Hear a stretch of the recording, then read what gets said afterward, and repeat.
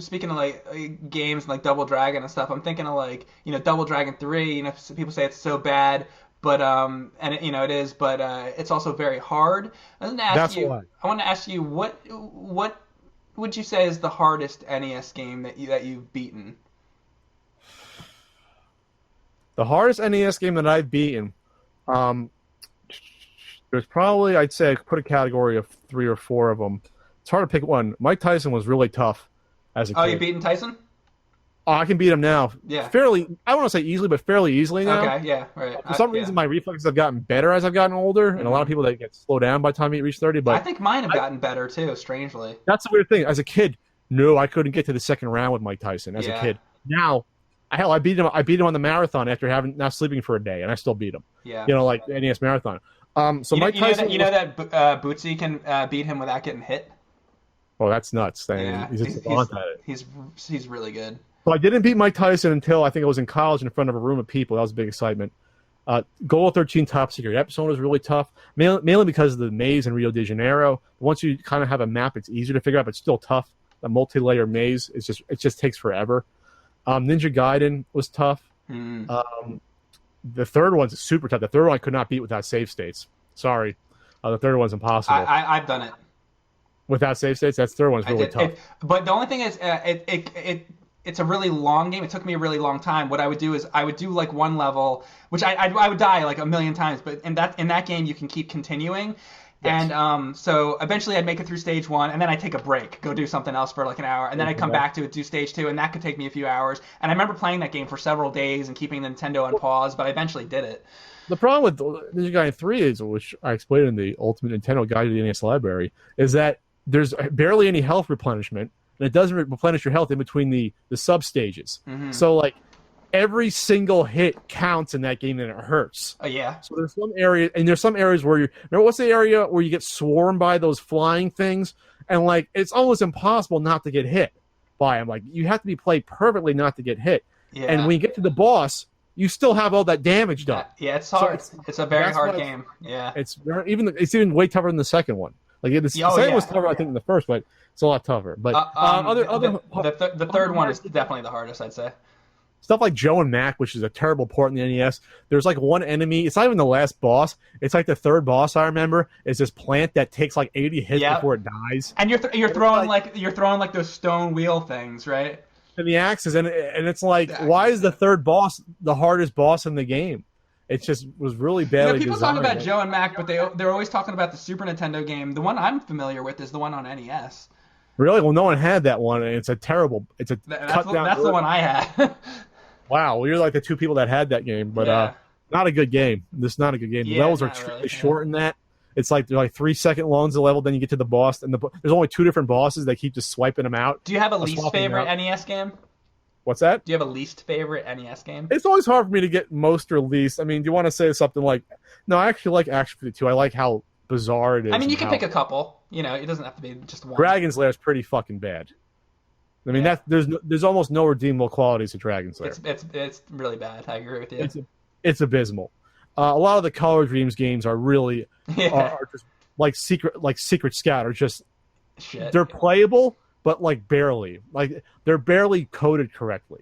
Games like that, like Menace Beach, where it's like you can see why Nintendo had their sort of seal of approval of quality. Not that something bad ones slipped through like Dragon's Lair, but just on a base level, all those Color Dreams games are bad. Like there's all just bad. I have to wonder how some NES games got the seal of quality, because doesn't like Bill and Ted have the Nintendo seal of quality on it? I mean, Bill and Ted, it's a competently programmed game. It's just a badly designed game. It's so bad.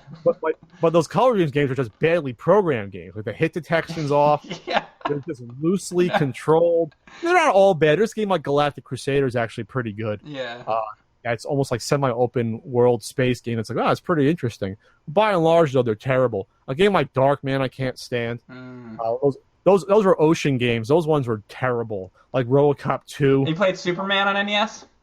I like Superman NES. You know what? I don't like that game at all. Getting back to AVGN, that was probably the only time that I was literally writing an NES Punk episode, and James came out with the video. And I said, "Fuck it, now I can't do this video." That was one that I worked heavily on with James, with the gameplay, and that was one of the that one, and Super Pitfall was another one that I helped him out a lot with, and both of those games are fucking. I hate those. You games. don't like Superman? I like the fact that it was an adventure game where you had to travel around the city, different objectives. That I liked, maybe because I played it as a kid. I didn't like it at all, and Super Pitfall I thought was terrible. Super Pitfall, I think was developed by Micronix, who I think they're like a Phantom company. Someone pointed out my NES Guidebook, and I updated the digital version. Micronix was responsible, it turns out, for a lot of those early Capcom ports, like Ghosts and Goblins, and like let's see, Ghosts and Goblins, 1942, Ikari Warriors. So you see a pattern. A lot of these games that are like stuttering when they move, flickering, a lot of the same style, and it seems like they're responsible for a lot of them. So like a lot of those games that were like barely programmed well in the early NES. You played Darkwing Duck on NES? What's that? Have you played Darkwing Duck? I was just looking at it. Yes, I played it. I never beat it. I have played it. I think that's a hard game. I haven't played it that much. You play DuckTales, and it's not a hard game at all. And then you're like, oh well, I'll try. And Chippendale also. That's like pretty easy. And then you jump to Darkwing Duck, and all of a sudden it's like, what the fuck happened? They like the difficulty is like totally different than because you expect it to be the same because DuckTales, Chippendale, all those Disney afternoon games, and then all of a sudden you play Darkwing Duck, and it's like hard as shit. Well, Tailspin's hard too. I think Tailspin. Yeah, Tailspin too. Yeah. That's one of the only Capcom shooters, and I think it was okay. I think I rated that better than average, but it's a little. Now, you have most of the NES games, right? I'm only missing Cheetah Man 2, right? The real one. So you have like Chippendale 2 and like DuckTales 2. I'm only missing that. I'm missing Stadium Events and the 3 Panesian games. Yeah, that's it. Yeah, actually, I never even counted Myriad 6 and 1 because it's the same as Calendar, but now I own it complete. And do you have any interest in like the Gluck games or like? No, I don't, because those are pirate. Sachin. Well, a lot of the Sachin games ended up as Color Dream games, like Drunkard, Master Hugh and the Drunkard Hugh. Mm-hmm.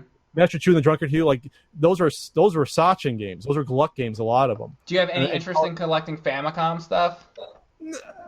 At some point, you got to cut it off. Like, so the reason I don't do the Sachin games is, to me, they're pirates. A lot of those games came out either as HES titles in Australia or in the NES library. HES. And you got to cut it off, otherwise you go nuts. I do own like the original gold, the limited edition Mike Tyson's Punch Out.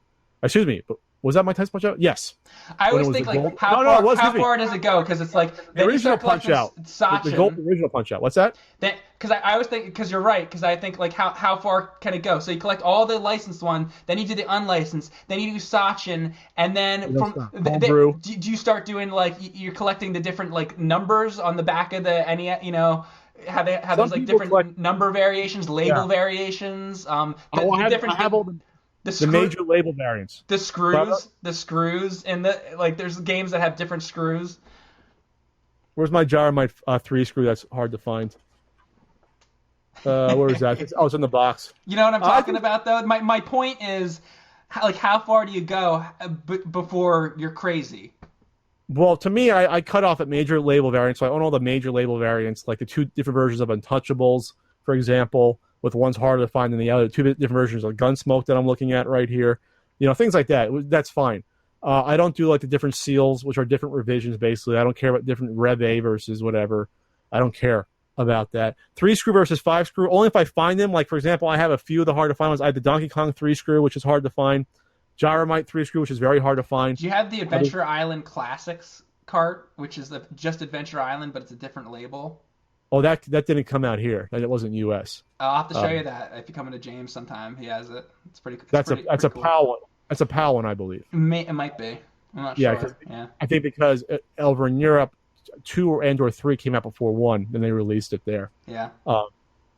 It didn't come out here. Trust me, I'd have it. But no, that's where I cut it off. Was 85 to 95.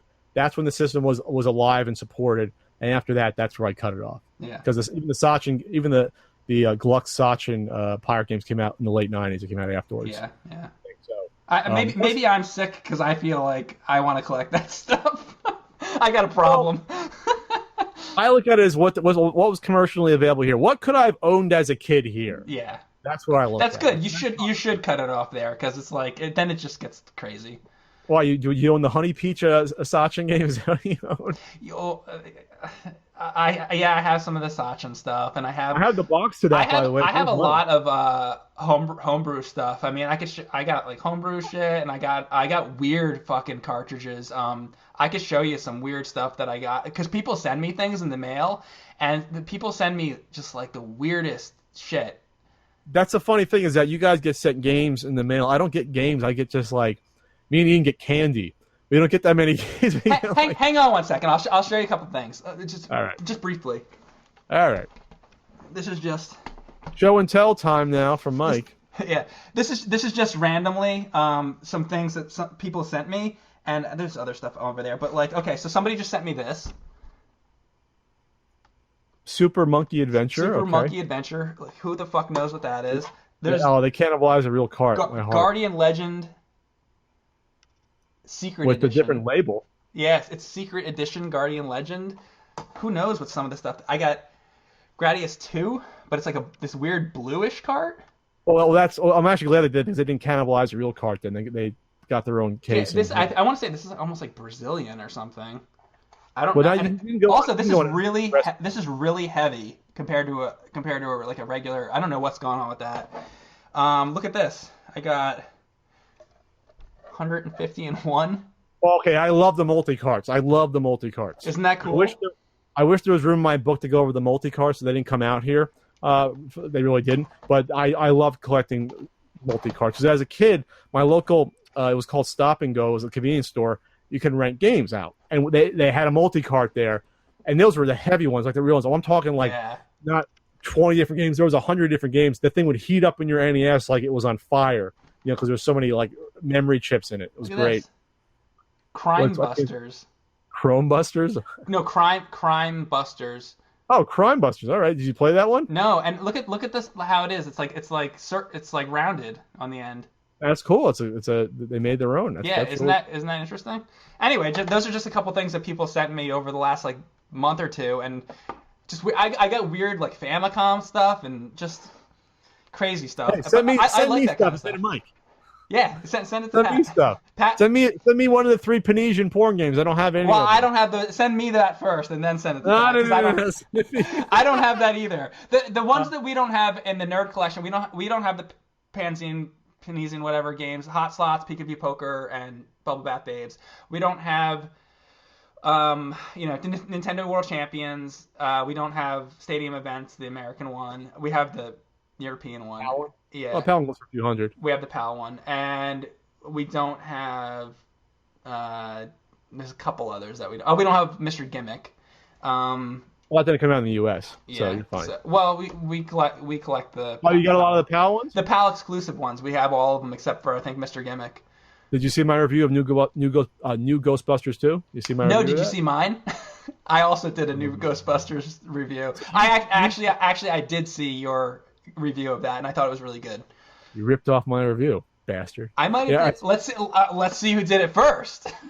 Well, it's funny about that because I remember people used to say I ripped off James for Action 52, and mine came out before. So one time I said, look at the dates. What month becomes before the? How about this? Who fucking cares?